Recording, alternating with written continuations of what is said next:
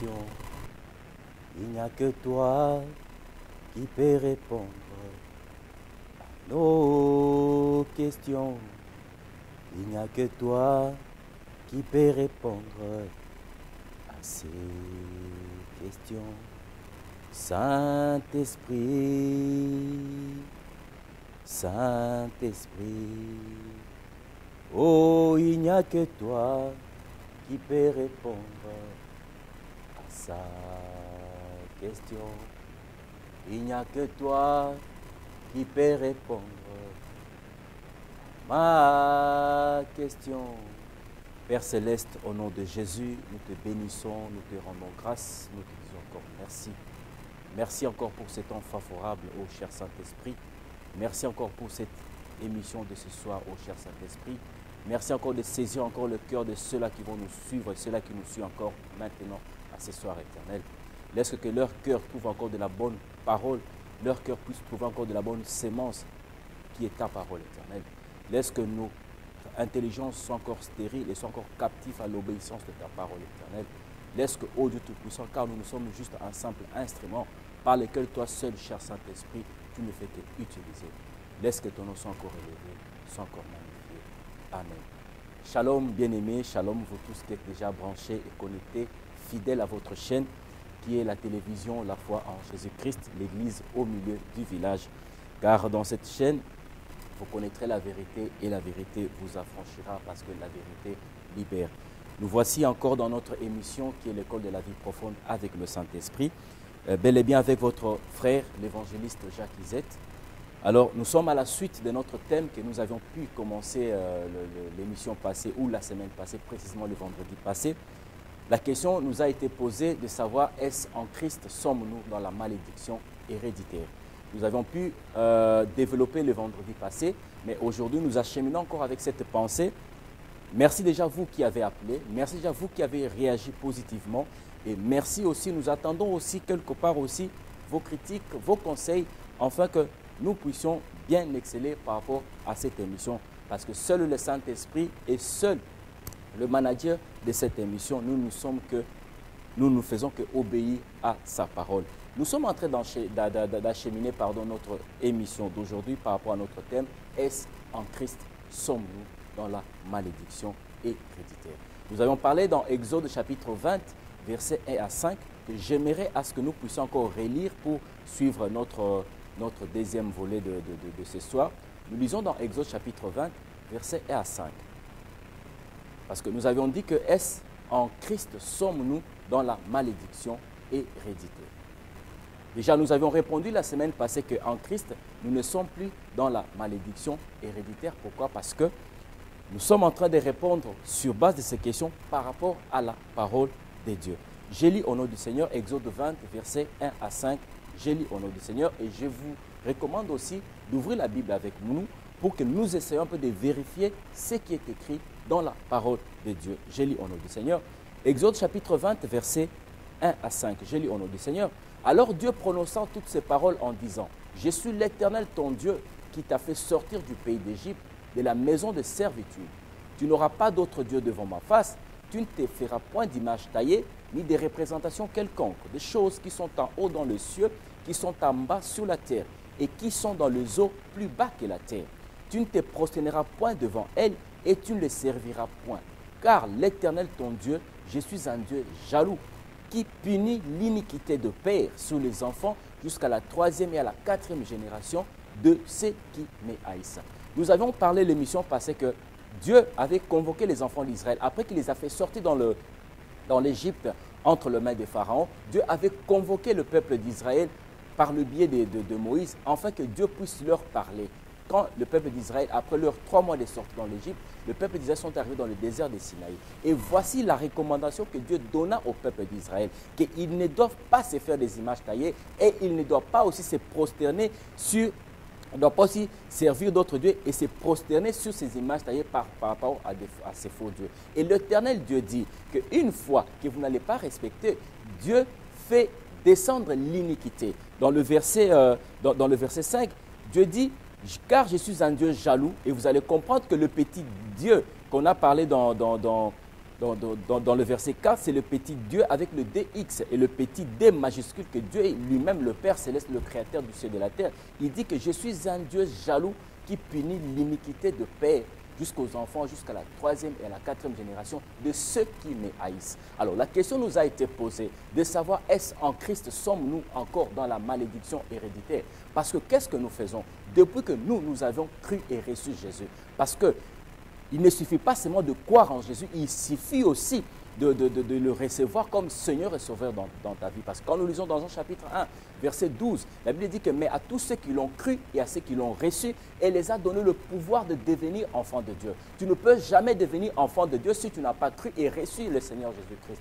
Alors, pour ceux-là qui ont cru et qui n'ont pas reçu, ils sont restés à la croix. C'est pour cela qu'aujourd'hui, au lieu que chacun de nous, au lieu que chaque chrétien puisse porter sa propre croix, puisse voir quelle est sa marche avec le Seigneur, nous cherchons d'abord à suivre et à savoir qu'est-ce que nos arrières, qu'est-ce que nos parents ont fait, tandis que nous oublions d'abord nous-mêmes parce que nous ne connaissons pas ce que nos parents ont fait, nous ne connaissons même pas ce que nos arrières ont fait. Alors Dieu dit, il punit l'iniquité, il fait descendre l'iniquité de père aux enfants jusqu'à la 3e et à la 4e génération de ceux qui le haïssent. Donc si tu haïs Dieu, bien-aimé, c'est juste une parenthèse, et vous n'allez plus à l'église parce que normalement, on ne quitte jamais l'église. Parce qu'on peut quitter l'église locale, mais on ne peut jamais quitter l'église corps du Christ. Vous qui avez quitté l'église, soi-disant peut-être par rapport à des déceptions, suite peut-être par rapport à beaucoup de choses, mais soi-disant vous haïssez Dieu. Savez-vous que quand vous haïssez Dieu, dites-vous que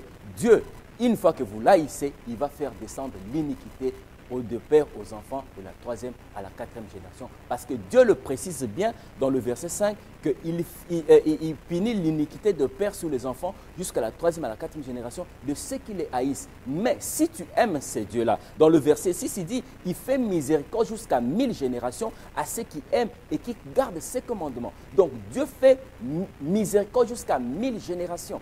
Parce que quand on parle de la 3e à la 4e génération, donc si on peut prendre en termes thématiques, donc je vois mon grand-père, je vois mon père, je vois moi et je vois mes enfants. Nous sommes dans la 3e génération et nos enfants sont à la 4e génération. Mais moi, je nous pose une question. Est-ce si nous, déjà, nous aimons ces dieux-là, si nous, déjà, nous marchons selon ce que Dieu veut, nous aimons ces dieux-là, nous gardons ses commandements. Dieu nous dit dans le verset 6 que si nous aimons ces dieux-là et que nous gardons ses commandements, ces dieux-là fait de nous miséricorde jusqu'à 1000 générations. Ça, ce n'était juste une parenthèse par rapport à l'émission passée. Mais nous allons comprendre que Jésus aussi, il dit dans Jean chapitre 14, verset 23-24, il dit « Si quelqu'un m'aime et que garde ma parole, mon Père l'aimera aussi. Nous viendrons en lui et nous ferons notre demeure en lui. » Donc, le problème commence d'abord, est-ce aimes-tu Dieu? Parce que pour aimer Dieu, il faut obéir sa parole. Est-ce aimes-tu Dieu? Parce que Dieu précise bien qu'il punit l'iniquité ceux qui les haïssent. Bon, moi je sais que nous qui sommes en Jésus, nous qui prions c'est Jésus, nous qui avons reçu et cru c'est Jésus, Dieu nous a donné le pouvoir de devenir ses enfants. Nous ne sommes pas ni nés du sang, ni de l'homme, ni de la chair, mais nous sommes nés de Dieu. Et si nous sommes nés de Dieu, à quoi est-ce que la malédiction de mes parents, à quoi est-ce que la malédiction de mes arrière-grands-parents peut normalement me suivre? Si cette malédiction te suit, soit dans un premier temps, il faut savoir, est-ce obéis-tu à la parole de Dieu? C'est que la parole de Dieu te demande, est-ce que obéis-tu à cette parole? Est-ce aimes-tu Dieu? Parce que pour aimer quelqu'un, il faut respecter cette personne, il faut obéir à cette personne. Et nous sommes en train de continuer par rapport à ceux-là qui à chaque fois ils cherchent l'iniquité de leur père, qui à chaque fois ils cherchent l'iniquité de ses arrière-grands-parents. Mais en Dieu, Dieu a fait descendre nos iniquités en Christ. Parce que la question nous est posée, est-ce en Christ sommes-nous encore dans la malédiction héréditaire? J'aimerais que nous puissions, maintenant c'est notre suite de l'émission d'aujourd'hui, nous lisons Ésaïe 53, versets 5 à 6. Ésaïe 53, versets 5 à 6, j'aimerais que vous les lisez avec moi. Je lis au nom du Seigneur. Ésaïe 53, versets 5 à 6. Mais il était blessé par nos péchés. Ça, c'est Christ. Il était blessé par nos péchés, brisé pour nos iniquités. Brisé pour nos iniquités, le châtiment qui nous donne la paix est tombé sur lui. Et c'est par meurtrissure que nous sommes tous guéris. Et le verset 6 dit ceci. Nous étions tous errants comme des brebis. Chacun suivait sa propre voie. Et l'Éternel a fait retomber sur sur lui l'iniquité de tous. Le verset 6, il dit, Dieu dit, le prophète Ésaïe dit, nous étions tous comme des brebis errants. Chacun suivait sa propre voie. Mais en Christ, au travers de la croix de Jésus, Christ nous a réconciliés avec le Père. Et sous la croix de Golgotha, Dieu il a fait tomber l'iniquité de tous sur Christ. Si déjà c'est Jésus à qui vous et moi nous avions cru, si réellement, je parle de réellement, si nous ne sommes pas des chrétiens qui sommes restés à la croix, si nous ne sommes pas des chrétiens formalistes, si nous ne sommes pas des chrétiens juste parce que nous sommes chrétiens, mais nous ne vivons pas notre vie chrétienne, si nous ne sommes pas des chrétiens sensuels, si nous ne sommes pas ces chrétiens qui vivent cette vie divine, cette vie du Saint-Esprit qui est maintenant en nous, dont la Bible dit que ce n'est plus nous qui vivons, mais c'est Christ qui vit en nous. Si ce Dieu-là a fait tomber l'iniquité de tous en Jésus, à quoi il est si nous maintenant, au lieu d'abord de se charger de notre propre croix, au lieu d'abord de chercher, marchons-nous dans l'obéissance de la parole de Dieu? Est-ce que marchons-nous dans la sanctification? Est-ce que marchons-nous selon ce que la voix de Dieu nous demande? Au lieu de commencer d'abord à chercher l'iniquité de mes parents, l'iniquité de mes arrière-grands-parents. Or, la Bible nous dit ici dans Isaïe 53, versets 5 à 6, le verset il dit, nous tous, nous étions comme des brebis errants. Chacun suivait sa propre voie.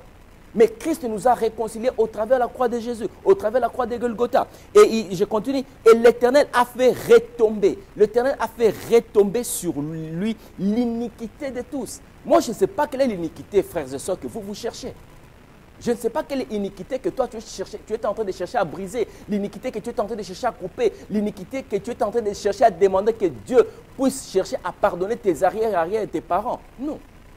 Nous sommes en train de vivre parce que chacun doit porter sa croix. Si mes parents, si mes arrière-grands-parents ont haï Dieu, parce que Dieu le précise bien, il fait tomber l'iniquité de père aux enfants de la 3e et à la 4e génération de ceux qui le haïssent. Vous et moi, j'en suis sûr que nous n'haïssons pas Dieu. Nous n'haïssons pas Dieu. Parce que quand vous lisez dans Exode 20, verset 1 à 5, dans le verset 6, Dieu précise bien, mais il fait miséricorde. Dieu fait miséricorde. Dieu pardonne. Dieu sanctifie ceux-là qui l'aiment et qui gardent ses commandements. Donc, il faut aimer et garder le commandement de Dieu pour que Dieu te fasse miséricorde jusqu'à 1000 générations. On doit suivre ce que Dieu nous dit ou on doit aller à l'encontre de ce que Dieu ne nous dit pas? Dieu ne force jamais personne. Dieu donne toujours à l'homme le libre choix, le libre arbitre à ce que l'homme puisse choisir. Le oui et le non appartient à l'homme. Moi, j'ai choisi le 1000 générations parce que j'aime ces dieux-là. J'aime marcher selon l'obéissance de la parole de Dieu.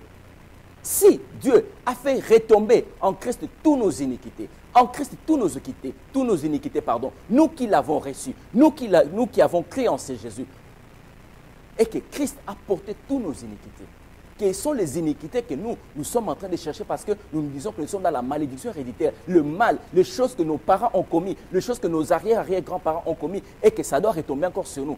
Peut-être à moins que vous n'avez pas reçu ce Jésus, parce que je parle réellement. Les personnes qui ont vraiment reçu réellement ce Jésus, bien aimé, il est temps que nous puissions revoir notre marche avec le Seigneur. Il est temps que nous puissions revoir notre marche avec Christ. Est-ce avons-nous vraiment cru et reçu ce Jésus? Parce que si avons-nous cru et reçu ce Jésus, nous allons comprendre que nous n'allons plus marcher selon ce que nos arrière-grands-parents ont fait, nous n'allons plus marcher selon ce que nos parents ont fait, mais nous allons marcher par rapport à notre vie quotidienne, par rapport aux actes que nous nous posons.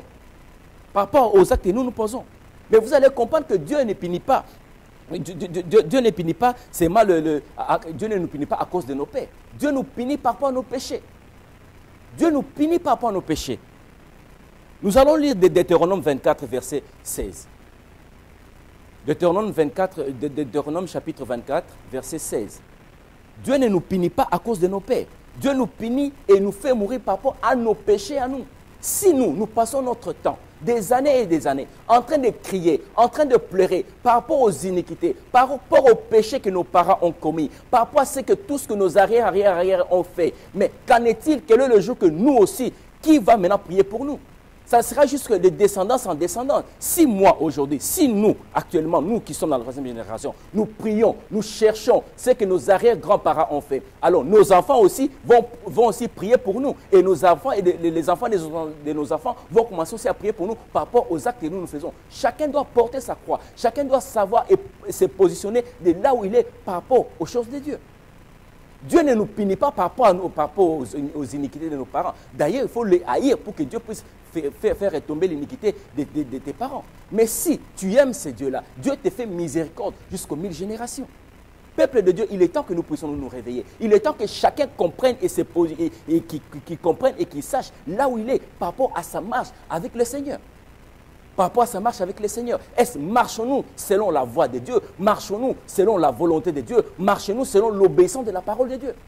Qu'est-ce que la parole de Dieu nous dit? Qu'est-ce que la parole de Dieu nous interdit? Qu'est-ce que la parole de Dieu nous demande à ce que nous puissions faire? Le pouls de l'Église est en train de venir. Il va nous trouver toujours en train de chercher d'abord ce que nos parents ont fait, ou il doit chercher d'abord à savoir si nous, qui sommes là, est-ce que nous portons notre croix afin que nous puissions le suivre? Dieu ne nous punit pas à cause de nos parents. Dieu ne nous punit pas par rapport à ce que nos arrière-grands-parents ont fait. Dieu nous punit, nous, par rapport à nos défauts, par rapport à nos péchés. Nous allons lire Deutéronome 24, verset 16.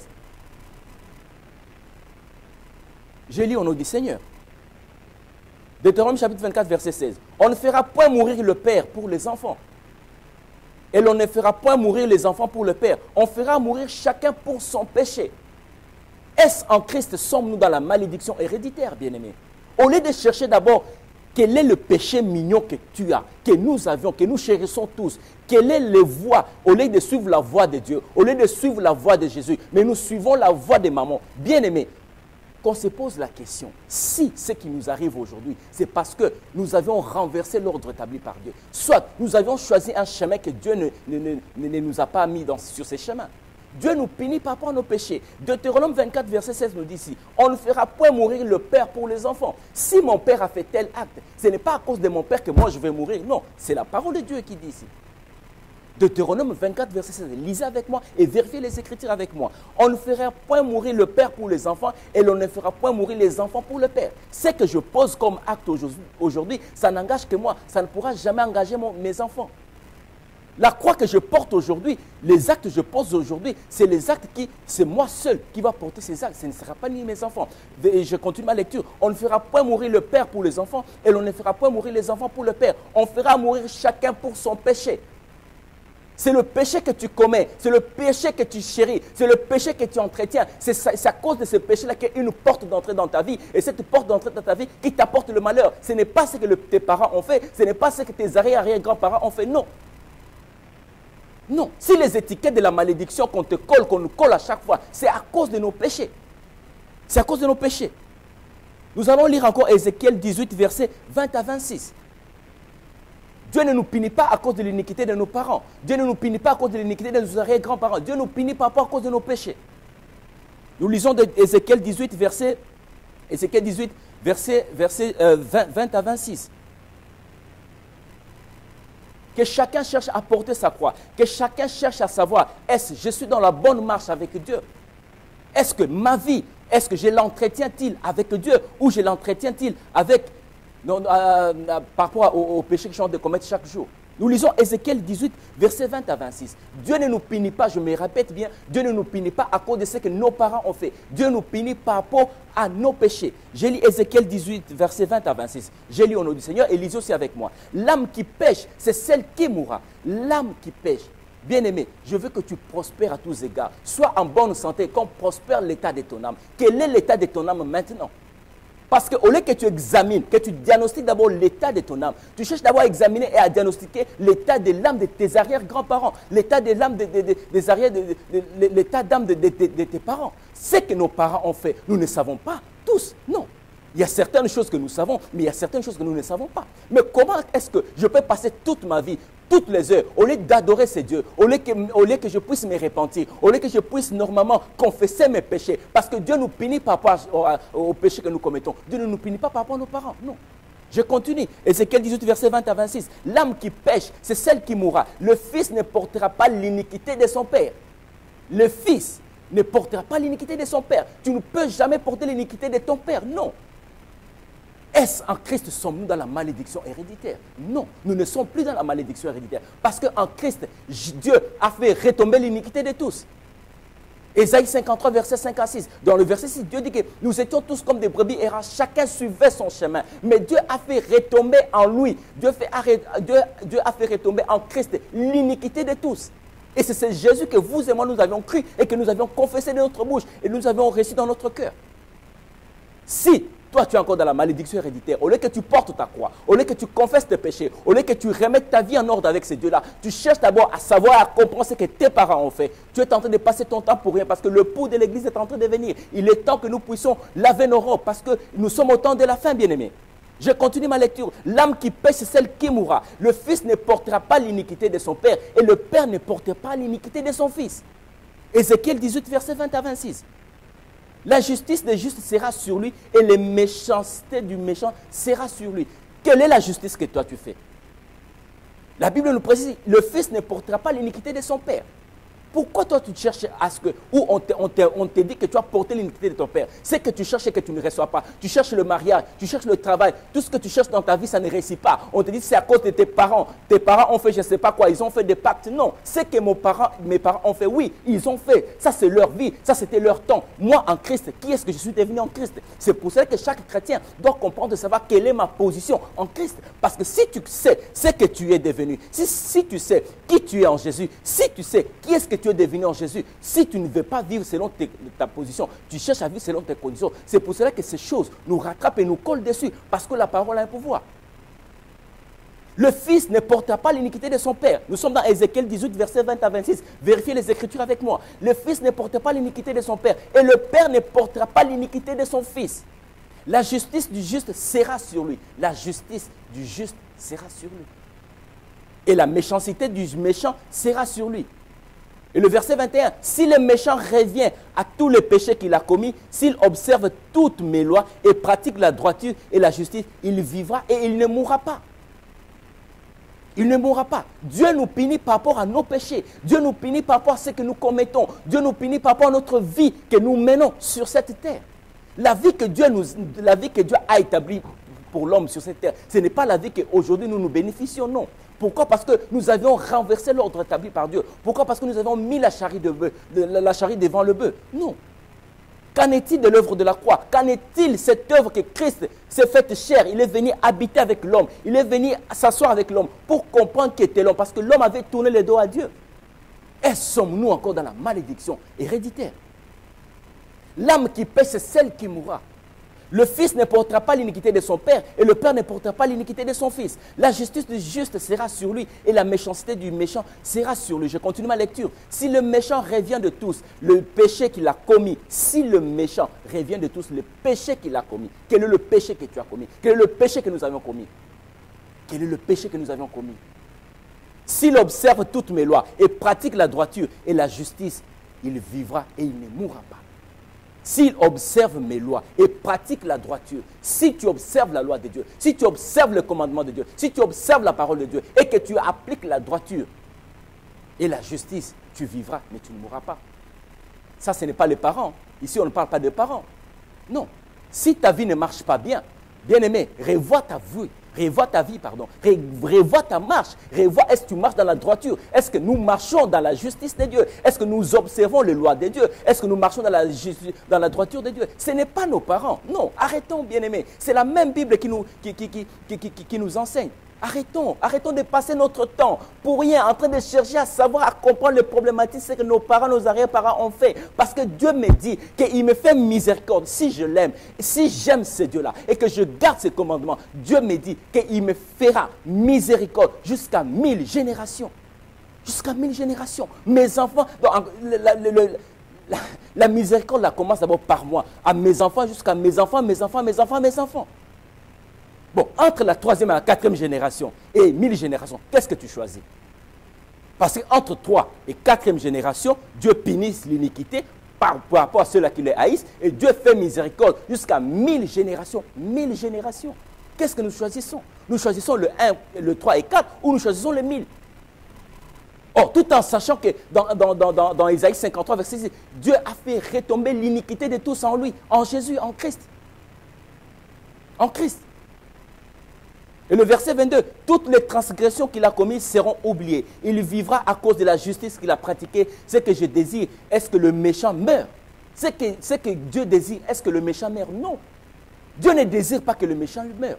Dieu ne désire pas que nous puissions mourir, que nous puissions aller à l'enfer. Non. Dieu veut à ce que nous puissions nous repentir. Si tu confesses tes péchés et que tu les délaisses, tu obtiens miséricorde. Revois un peu ta vie. Ce n'est pas tes parents, bien-aimés. Ce n'est pas tes parents. Revoyons notre vie. Revoyons notre marche avec Dieu. Est-ce marchons-nous dans la droiture avec ces dieux-là? Est-ce obéissons la voix de Dieu? Obéissons la parole de Dieu? Est-ce que nous aimons ces dieux-là? Ce n'est pas à cause d'une déception. Ce n'est pas à cause d'un homme de Dieu que tu es déçu, que tu ne veux plus prier. Non. Non. Non. Parce que pour que le diable t'achève, il va d'abord te faire sortir dans le milieu des saints pour mieux t'achever. Non. Est-ce aimons-nous Dieu? Quand on aime une personne, on respecte cette personne, on obéit à cette personne. Est-ce nous obéissons la voix de Dieu? Nous obéissons la parole de Dieu.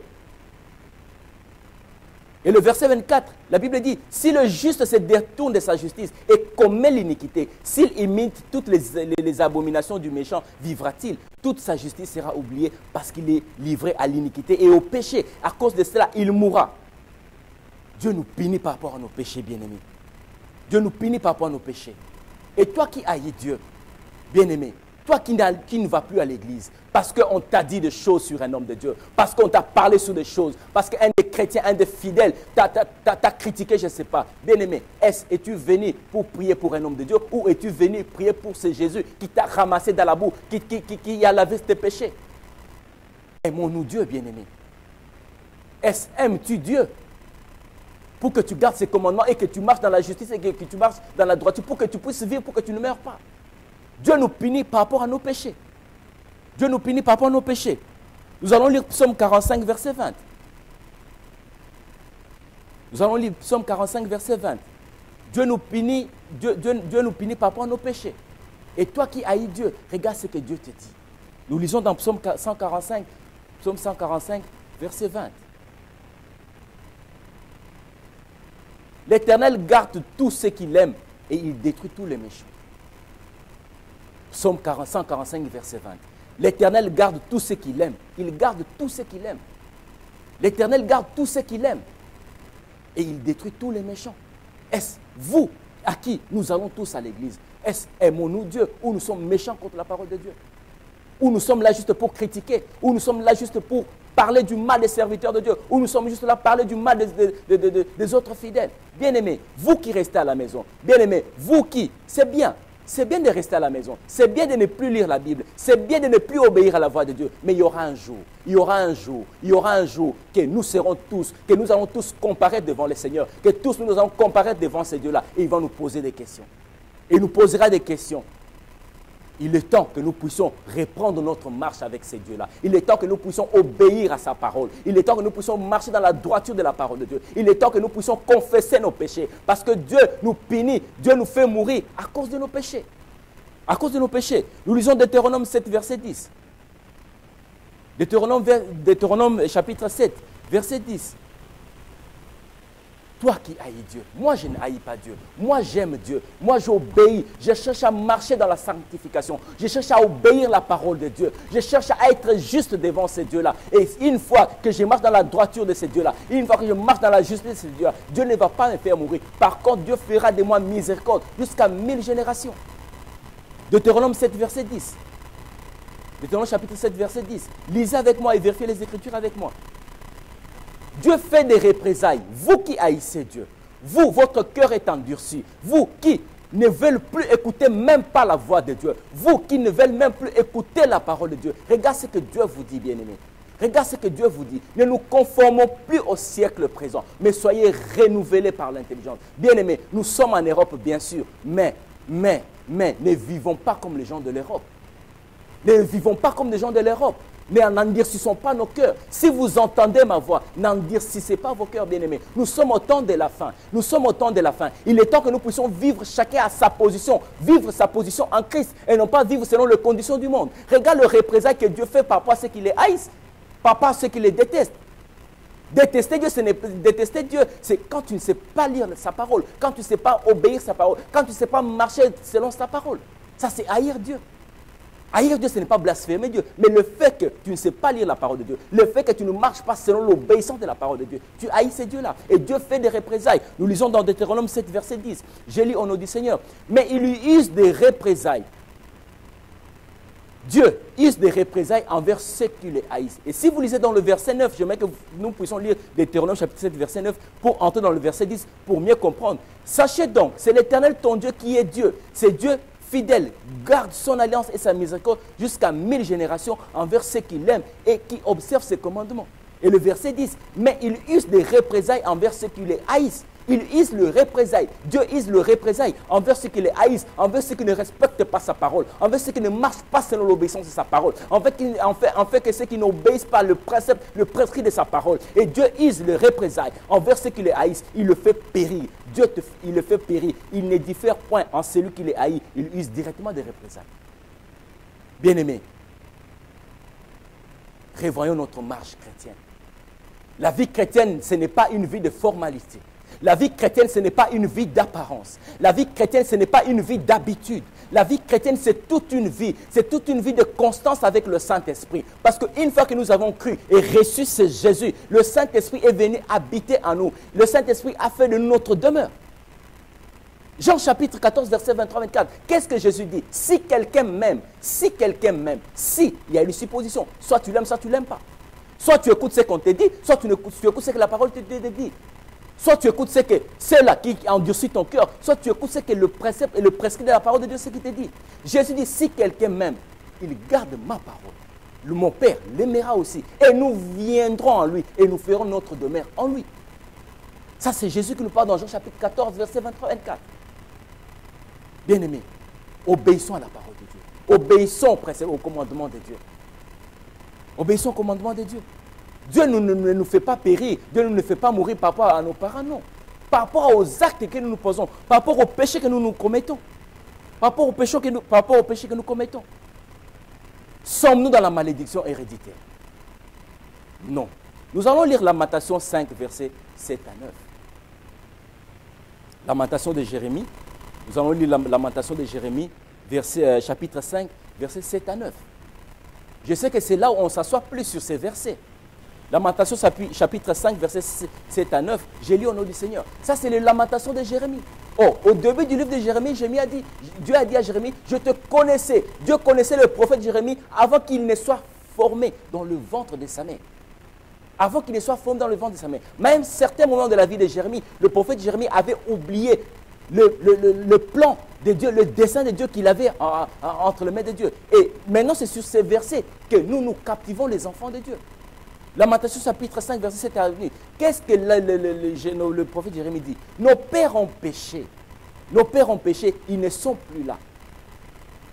Et c'est nous qui portons la peine de leur iniquité. Bien-aimés, j'avais dit cette émission, ce n'est pas une émission de... Ce thème, je ne critique pas. Je suis en train d'analyser. Nous sommes en train d'analyser avec vous. Allons-nous suivre ce qui est bien ou ce qui est mal? C'est comme Dieu. Dans Deutéronome 30, 19, Dieu dit, il prend le ciel et la terre en témoin. Il met devant toi l'homme, la vie et la mort, la malédiction et la bénédiction. Mais Dieu te dit, choisis la vie pour que tu vives, toi et ta postérité. Allons-nous choisir la mort ou allons-nous choisir la vie? C'est ça le problème. Doit-on toujours choisir les versets qui nous captivent, qui nous ramènent dans la captivité, ou doit-on choisir les choses qui produisent la vie en nous? Ou par rapport à notre expérience? Si moi, homme de Dieu, j'ai eu des expériences où peut-être, par exemple, ceux-là qui ont été dans la magie, ceux-là qui ont été dans beaucoup de choses, est-ce que doit-on prendre nos expériences du dehors, du monde, pour l'appliquer maintenant dans la parole de Dieu, pour commencer maintenant à parler de ces choses? Pourquoi allons-nous pas parler de l'œuvre de Christ? Pourquoi allons-nous pas parler de la croix de Jésus? Pourquoi allons-nous pas parler du salut? Et la Lamentation 5, Jérémie nous parle, il dit, nos pères ont péché, nos pères ont péché, ils ne sont plus. Et c'est nous qui portons la peine de leur iniquité. Des esclaves dominent sur nous et personne ne nous délivre de leurs mains. Nous cherchons notre pain au péril de notre vie devant l'épée du désert.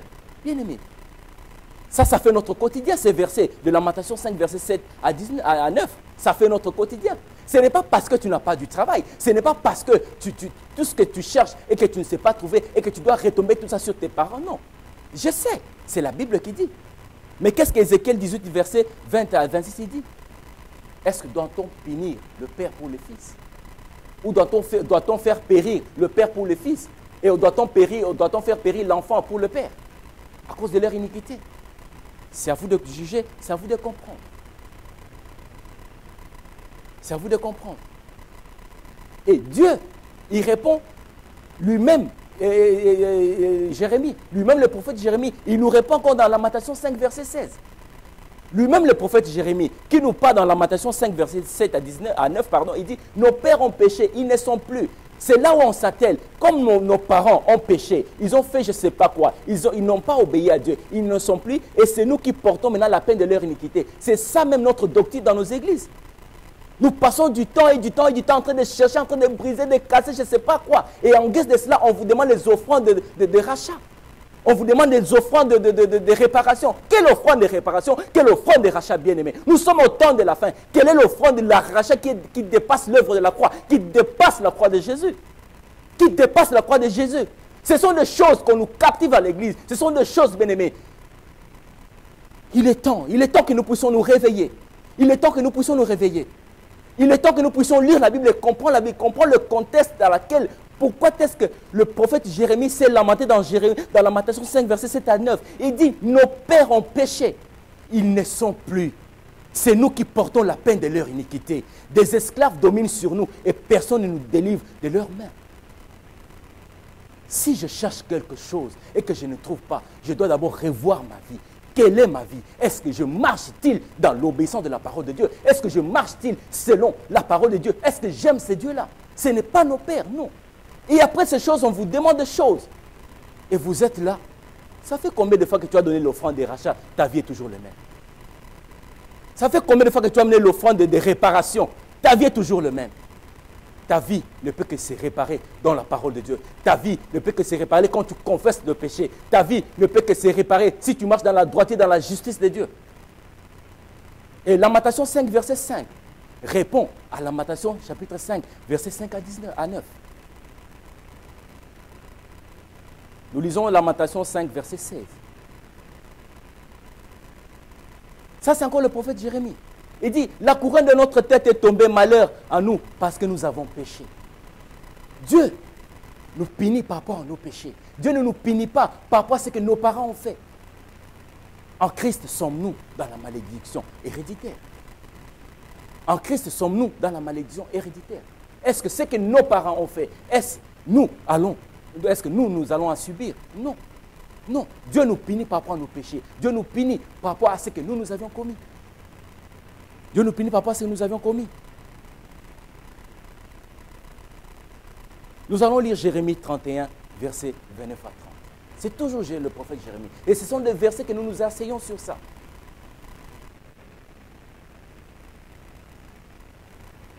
Jérémie 31, versets 29 à 30. Jérémie 31, lisez avec moi, bien-aimés. Ayez le temps de vérifier les Écritures. Jérémie 31, versets 29 à 30. Dieu dit qu'il fait descendre l'iniquité des parents, de la 3e à la 4e génération, de ceux qui les haïssent. De ceux qui les haïssent. Moi, je me pose une question. Est-ce nous en Christ, nous qui l'avons reçu et nous qui avons cru en lui, est-ce haïssons ces dieux-là, haïssons Jésus pour que Dieu fasse tomber l'iniquité des parents de la 3e à 4e génération? Non. Et comment est-ce que Dieu pourra faire descendre ces iniquités si nous faisons des images taillées et si nous nous prosternons devant ces idoles? À moins que vous le faites, d'accord, mais moi, je ne le fais pas. Nous lisons Jérémie 31, versets 29 à 30. En ce jour, on ne dira plus, les pères ont mangé des raisins verts et les dents des enfants ont été agacées. Mais chacun mourra par sa propre iniquité. Tout homme qui mangera des raisins verts, ses dents en seront agacées. C'est toujours le même prophète Jérémie, qui à un moment de sa vie, il s'est lamenté. Mais c'est lui-même qui répond encore sur ces versets de Lamentation 5, versets 7 à 9. Il dit, en ce jour-là, on ne dira plus, en ce jour aussi, on ne dira plus que le père a mangé des raisins verts et les dents des enfants ont été agacées. Non, ce n'est pas parce que mes parents ont fait je ne sais pas quoi. Oui, ils ont fait leurs choses. Mais moi, en Christ, qu'en est-il? Si réellement, moi, en Christ, je vis selon ma position, je vis ce que la parole de Dieu me dit, Et que Dieu m'a donné le pouvoir d'être son fils. Une fois que je l'ai cru et que je l'ai reçu, il m'a donné le pouvoir d'être enfant de Dieu, lequel je suis né de Dieu. Je ne suis pas né ni du sang, ni de l'homme, ni de la chair, mais je suis né de Dieu. Je vis selon la position, selon la parole de Dieu. Je ne vis pas selon les iniquités de mes parents. Je ne vis pas selon ce que mes parents ou mes arrière-grands-parents ont fait. Je vis selon ce que je suis en Christ. Mais si Dieu me fait punir, c'est à cause de mes péchés. C'est à cause de ce que je fais. C'est à cause de ma désobéissance, de sa parole. En ce jour, on ne dira plus le Père, on mangeait des raisins verts et les dents des enfants ont été agacées. Mais chacun mourra pour sa propre iniquité. Jérémie 31, versets 29 à 30. Pourquoi ta vie ne marche pas? Ce n'est pas tes parents, ce n'est pas tes arrière-grands-parents. C'est à cause de ta propre péché, c'est à cause de ta désobéissance. Revois ta vie, revoyons nos vies bien-aimées, revoyons nos vies. Est-ce que marchons-nous dans la droiture de la parole de Dieu? Marchons-nous dans l'obéissance de la parole de Dieu? Marchons-nous dans la justice de Dieu pour que nous puissions vivre? Mais chacun mourra pour sa propre iniquité. Tout homme qui mangera des raisins verts, ses dents en seront agacées. Que chacun porte sa croix. Que chacun porte sa croix. Si moi, je suis de la 3e génération, je fais passer tout mon temps en train de briser, de chercher d'abord ce que mes parents, mes arrière-grands-parents ont fait. Donc mes enfants aussi en feront aussi de même avec moi. Parce que moi, j'ai reçu Jésus. Moi, je prie, je sers mon Dieu. Et mes enfants maintenant, qu'est-ce qu'ils vont dire à Dieu? Mes enfants, quand ils vont grandir, qu'est-ce qu'ils vont dire à Dieu? Ils vont chercher à briser les iniquités parce que moi, je sers Dieu, moi, j'aime Dieu. Bien-aimés, revoyons notre marche avec le Seigneur. Avons-nous reçu et avons-nous crié en c'est Jésus? Avons-nous reçu, avons-nous crié en c'est Jésus? Non pas seulement tu passes ton temps en ça et on te redemande encore les offrandes. Que Dieu vous bénisse. Et je continue. Voici les jours viennent, dit l'Éternel, où je ferai avec la maison d'Israël et la maison de Juda une nouvelle alliance. Non comme l'alliance que j'ai traitée avec leur père, le jour où je les ai saisis par la main pour le faire sortir du pays d'Égypte. L'alliance qu'ils ont violée, quoique je fisse leur maître, dit l'Éternel. Mais voici, je ferai avec la maison d'Israël. Voici, Dieu fait l'alliance avec toi maintenant. Après ces jours-là, je mettrai ma loi au-dedans d'eux, je l'écrirai dans leur cœur et je serai leur Dieu et ils seront mon peuple. Dans le verset 34, il dit, celui-ci n'enseignera plus son prochain, ni celui à son frère, en disant, connaissez l'Éternel, car tous me connaîtront. Depuis le plus petit jusqu'au plus grand, dit l'Éternel, car je pardonnerai leur iniquité et je ne me souviendrai plus de leurs péchés. De leurs péchés. Si nous passons notre temps en train de chercher ce que nos parents ont fait, qu'en est-il maintenant le jour où nous allons passer notre propre temps à nous, en train de confesser nos propres péchés, nos propres iniquités à nous, en train de se repentir? Quand? Quand? Que chacun se charge sa croix. Que chacun porte sa croix pour suivre Jésus. Que chacun cherche à revoir sa vie. Que chacun cherche à marcher selon l'obéissance de la parole de Dieu. Nous lisons Ézéchiel 18, versets 1 à 4. Nous sommes tous dans notre temps. Est-ce en Christ sommes-nous dans la malédiction héréditaire? J'espère que l'émission passée, avec la suite de cette émission, avec les versets bibliques que nous sommes en train de vous donner, bien aimés, nous sommes en train de comprendre parce qu'on doit changer notre mentalité. Comme déjà, Paul nous dit dans Romains, on doit renouveler notre intelligence. On doit renouveler notre intelligence. On ne doit pas nous conformer au siècle présent. Ça fait combien de temps, ça fait combien d'années que nous nous asseyons dans ces choses, mais notre vie ne change pas. Non pas seulement que nous posons ces actes, nous allons même trop loin en donnant des enveloppes de réparation, je ne sais pas tout ce qu'on donne là, mais notre vie est toujours le même. C'est-à-dire qu'il y a un problème. On doit changer, c'est notre péché. Dieu nous punit par rapport aux actes que nous posons. Et si une fois que nous nous repentons, si une fois que nous confessons nos péchés, si une fois que nous marchons selon l'obéissance de la parole de Dieu, parce que Dieu dit, il aime. Donc, il fait miséricorde jusqu'à 1000 générations de ceux qu'il aime et de ceux qui gardent ses commandements. Mais il fait descendre l'iniquité de père aux enfants, de la 4e et la 3e génération, de ceux qui les haïssent. Vous et moi, nous n'avons pas haï Dieu. Non, je ne sais pas. Vous et moi, nous n'avons pas haï Dieu. Moi, j'aime Dieu. Et moi et mes enfants et ma famille, nous aimons Dieu. Et une fois que nous aimons Dieu, Dieu fait de nous miséricorde jusqu'à 1000 générations. 1000 générations. 1000 générations. Nous lisons Ézéchiel 18, versets 1 à 4. Nous sommes en train de terminer déjà. C'est un thème qui fait couler beaucoup d'encre, mais le peu de temps que le Seigneur nous a donné, nous cherchons un peu à partager avec vous. J'ai lu au nom du Seigneur Ézéchiel 18, versets 1 à 4. La Bible dit ceci. Pourquoi dites-vous ces proverbes dans le pays d'Israël? Les pères ont mangé des raisins verts et les dents des enfants ont été agacées. Si mes parents mangeaient les raisins verts, si mes parents ont commis des actes horribles, si mes parents ont commis des actes qui n'ont pas plu à Dieu, comment nous, enfants, aujourd'hui, nous qui sommes en Jésus, nous qui avons reçu ce Jésus, nous qui avons confessé ce Jésus, Romains 19, nous qui vivons maintenant selon la position de ce Jésus, comment est-ce que ces choses-là doivent être encore sur moi? J'ai lu au nom du Seigneur.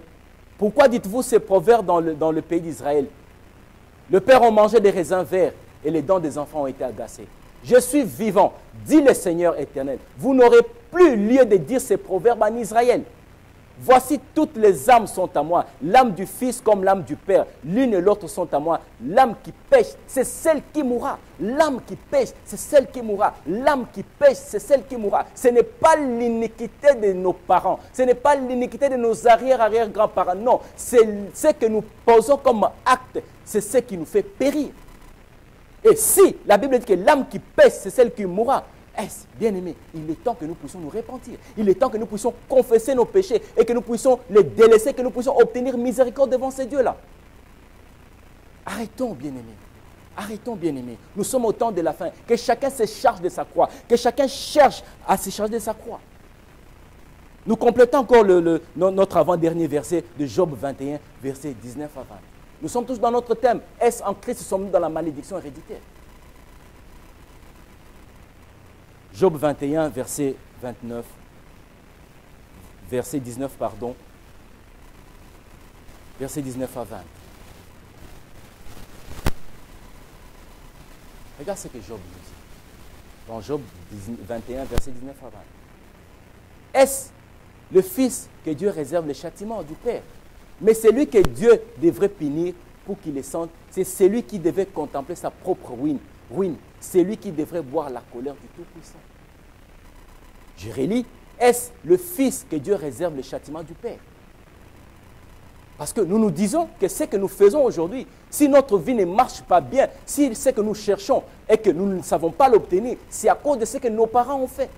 Mais nous oublions que les actes que nous posons présentement, les actes que nous avions posés, que nous allons peut-être poser dans le futur, ce sont ces actes qui nous rattrapent, ce sont ces actes qui nous condamnent, ce sont ces actes qui font que nous ne marchons pas selon l'obéissance de la parole de Dieu. C'est ce qui fait que ce que nous cherchons, nous ne l'obtenons pas. Pourquoi? Parce que nous n'arrivons pas à comprendre et à savoir le pourquoi est-ce que nous ne l'obtenons pas. Pourquoi? Parce que nous sommes en train de pécher.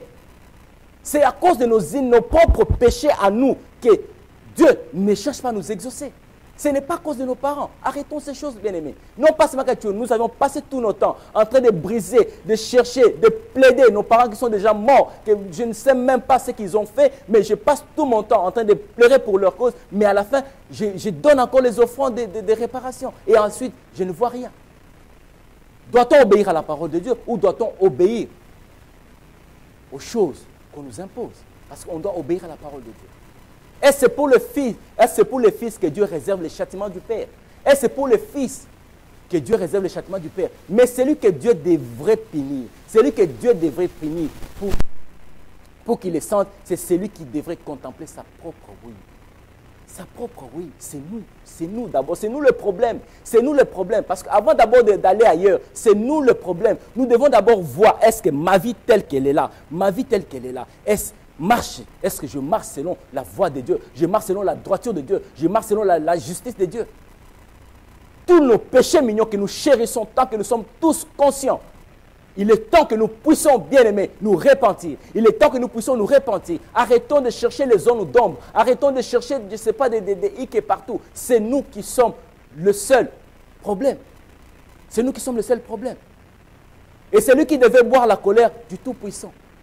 Et ce que nous posons comme acte, nous sommes en train de créer notre propre ruine, sans pour autant que nous le sachions. Et ce péché est en train de nous éloigner, le péché est en train de nous éloigner loin de ces dieux-là. Nous ne pouvons plus écouter Dieu. De la même façon que Adam et Ève, ils ont désobéi à Dieu. Ils ont obéi à cette voix de Satan qui s'est incarné dans les serpents. Adam et Ève, ils se sont éloignés de la voix de Dieu parce qu'ils écoutaient Dieu dans le jardin d'Éden. Mais nous, en Christ, notre position, c'est quoi? En Christ, nous pouvons maintenant écouter Dieu au travers du Saint-Esprit. Au travers du Saint-Esprit. Au travers du Saint-Esprit.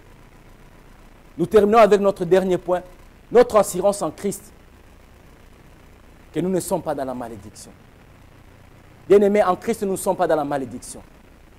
En Christ, nous ne sommes plus dans la malédiction. Nous lisons Galates 3, versets 13 à 14. Nous commençons à cheminer notre émission. Nous lisons Galates 3, verset 13. Nous lisons Galates 3, versets 13 à 14. En Christ, nous ne sommes plus dans la malédiction. J'ai lu, on nous dit Seigneur. Galates chapitre 3, versets 13 à 14. Christ nous a rachetés de la malédiction de la loi. Christ nous a racheté la malédiction de la loi. Dans les temps anciens, c'est la loi qui existait. Dieu a fait rassembler les enfants d'Israël par le biais de Moïse, qu'il devait leur parler de leur sortie d'Égypte après 3 mois qu'ils se sont retrouvés dans le désert de Sinaï. Dieu les avait dit que vous ne vous ferez plus des images taillées et vous n'allez pas vous prosterner devant ces dieux-là parce que c'est un Dieu qui est jaloux, qui punit l'iniquité. Ça, c'était la loi. Mais regarde maintenant ce qu'en Christ, nous répondons maintenant, ça nous sommes maintenant à la fin. En Christ, sommes-nous dans la malédiction héréditaire? Non. Moi, je ne suis pas dans la malédiction héréditaire. Mes enfants, ma famille, nous ne sommes plus même, plus dans la malédiction héréditaire. Regarde ce que Paul nous répond dans Galates 3, versets 13 à 14. Christ nous a rachetés de la malédiction de la loi, étant devenu malédiction pour nous, car il est écrit, maudit et quiconque est pendu au bois. Dans le verset 14, afin que la bénédiction d'Abraham eût pour le païen son accomplissement en Jésus-Christ et que nous ressuscitions par la foi l'Esprit qui avait été promis. Christ nous a rachetés de la malédiction. Ce n'est pas l'offrande du rachat, ce n'est pas l'offrande de réparation, nos enveloppes blanches que nous cherchons à mettre je ne sais pas quoi dedans. Bien-aimés, ce n'est pas ça. Il n'y a pas le plus grand rachat de Christ au travers la croix de Golgotha. Il n'y a pas le plus grand rachat que cette œuvre de la croix. Il n'y a pas le plus grand rachat que d'accepter ce Seigneur Jésus-Christ comme Seigneur sauveur dans sa vie. Bien-aimés, je m'en vais vous demander. Je fais une demande solennelle. Toi qui n'as pas encore reçu Jésus, bien-aimé, écoute cette parole. Reçois Jésus-Christ comme Seigneur et Sauveur dans ta vie. Bien-aimé, tu es sauvé. Tu seras sauvé. Tu ne vas plus marcher selon les conditions du monde, mais tu vas marcher selon la position en Christ. Regarde ce que Christ nous dit dans Galates 3, versets 13 à 14. En Christ, Christ nous a rachetés. Christ t'a racheté. Ce n'est pas les actes que nous posons nos offrandes, je ne sais pas quoi qui nous rachète. Non. C'est par le sang de l'agneau, c'est par le sang de Jésus que nous sommes sauvés, que nous sommes justifiés, purifiés par nos péchés. Par nos péchés. Christ nous a racheté de la malédiction de la loi, étant devenu malédiction. Étant devenu malédiction. Si nous lisons dans Ésaïe 53, verset 6, Dieu a fait retomber sur lui l'iniquité de tous. L'iniquité de tous a été retombée sur Jésus, sous la croix de Golgotha, sur cette croix qui nous a réconciliés avec Dieu, sur cette croix qui, le voile du temple était déchiré. Donc il y a maintenant cette relation entre fils et père. Entre fils et père. Entre fils et père. Entre fils et père. Nous lisons Colossiens 2, verset 14. Notre assurance en Christ. En Christ, nous ne sommes plus dans la malédiction héréditaire. Nous lisons Colossiens 2, chapitre 14. Colossiens chapitre 2, verset 14.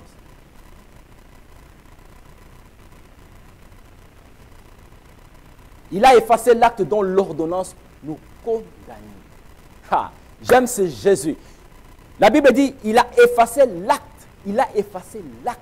Quel est l'acte qu'on t'a imputé, bien-aimé? Étant même dans l'église, quel est l'acte qu'on t'a imputé?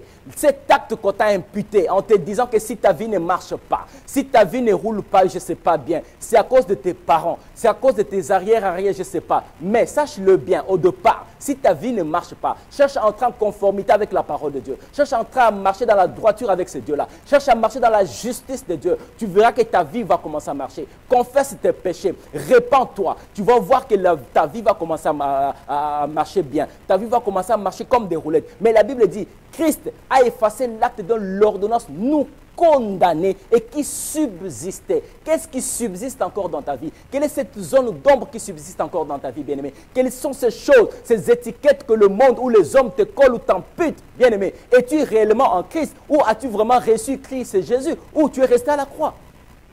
Parce que si tu es resté à la croix, tu vas vivre le contraire de la croix. Mais si tu as accepté de mourir, si tu as accepté d'être enseveli avec ce Jésus, si tu as accepté de mourir et de ressusciter avec ce Jésus, et tu es devenu une nouvelle créature, dont les choses anciennes sont passées, et toutes choses sont devenues nouvelles.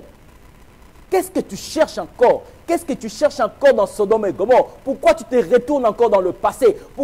Qu'est-ce que tu cherches encore, bien-aimé? Parce qu'il a effacé, Christ a effacé l'acte dont les ordonnances nous condamnaient et qui subsistait contre nous. Il a effacé. Il a effacé, il a effacé. Je ne sais pas qu'est-ce que tu cherches encore. Qu'est-ce qui est resté encore indélébile dans ta vie? Qu'est-ce qui est resté indélébile dans ta vie? Bien-aimé, ce n'est pas ce que nous faisons qui va effacer. Non, Christ, au travers la croix de Golgotha, au travers la croix que nous avions accepté de mourir avec lui, nous avions accepté d'être flagellés avec lui, nous avions accepté d'être ensevelés avec lui, que nous sommes restés avec lui. Il a effacé l'acte dont l'ordonnance nous condamnait et qui subsistait contre nous. Il l'a détruit en le clouant à la croix. Les doctrines que nous prêchons aujourd'hui, il y a beaucoup de choses que nous prêchons aujourd'hui, ce sont des choses qui sont restées à la croix. Ce sont des choses qui sont restées à la croix. Parce que la personne qui était sur cette croix-là, cette personne n'y est plus. Même dans son tombeau, il n'y est plus. Il n'y est plus. Tout a été cloué à la croix. La Bible dit que tout a été cloué à la croix. Tout a été cloué à la croix. Mais pourquoi ces choses nous ramènent encore aujourd'hui? Pourquoi? Nous lisons 1 Pierre 1, 18. Lisons 1 Pierre 1, 18. 1 Pierre 1, 18, verset 20, je lis rapidement.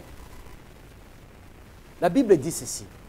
Vous qui donnez les offrandes des rachats, vous qui donnez des offrandes de réparation, pour réparer ce que vos arrière-grands-parents ont fait, pour réparer je ne sais pas quoi, je ne sais pas. Parce que Christ a effacé l'acte dont l'ordonnance nous condamnait. Non pas seulement que ça nous condamnait, et ça subsistait. Mais attends, je ne sais pas. Christ, je ne sais pas quel est ce Jésus que vous et moi nous prions, que nous... Je ne sais pas. Moi, c'est Jésus que je sais. Il a effacé l'acte, donc l'acte qui pesait sur moi, qui me condamnait, qui subsistait. Mais regarde, sachant, 1 Pierre 1, verset 18 à 20, la Bible dit ceci, sachant que ce n'est pas par des choses périssables, par de l'argent ou de l'or que vous aviez été rachetés. On ne te parle de l'offrande des rachats. On ne te parle de l'offrande des réparations. Vous qui donnez ces choses, bien-aimés, laisse-moi vous dire, on vous bouffe de l'argent. Permettez-moi là de vous dire, on vous bouffe de l'argent. Ce n'est pas la Bible. Moi, je parle par rapport à la Bible. Je vous ai dit, c'est une émission d'analyse. Je ne suis pas venu critiquer, je ne suis pas venu critiquer quelqu'un ici. C'est la parole de Dieu. Il faut que la lumière jaillisse dans le ténèbre. Il faut que les écailles tombent. C'est la même Bible c'est la même Bible qui nous répond. Moi, je réponds par rapport à la Bible. Regarde ce que 1 Pierre 1, verset 18-20 a dit. Sachant que ce n'est pas par des choses périssables, pas de l'argent ou de l'or, que vous aviez été rachetés de la vaine manière de vivre que vous avez hérité de vos pères, mais par le sang précieux de Christ, comme d'un agneau sans faute et sans tache. Par le sang de Christ. Par le sang de Christ. Ce n'est pas par les offrandes de réparation. Ce n'est pas par les offrandes, je ne sais pas. Non, non, non et non et non. Il est temps que nous puissions nous réveiller. Il est temps que nous puissions nous réveiller.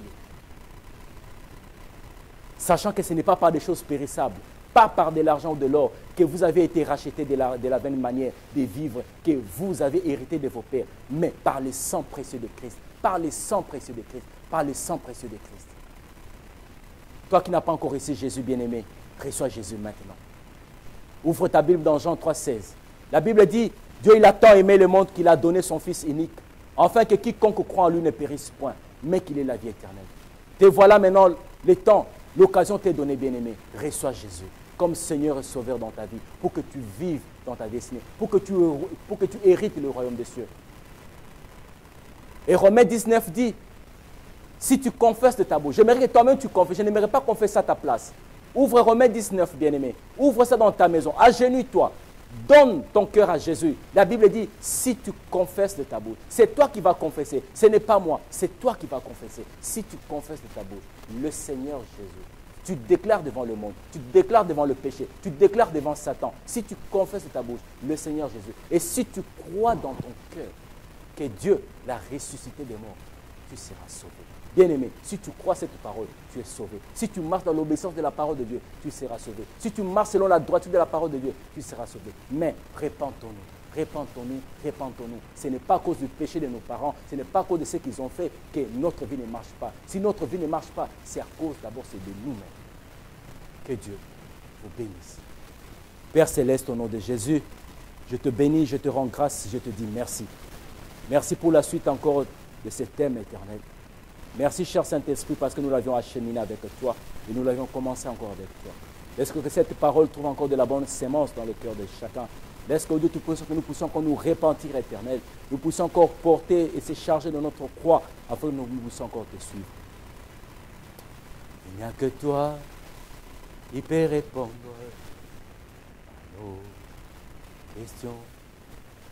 Il n'y a que toi qui peux répondre à nos questions.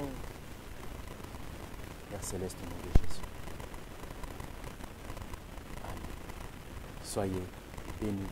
À la prochaine. Suivez-nous chaque vendredi à 21h avec votre émission L'école de la vie.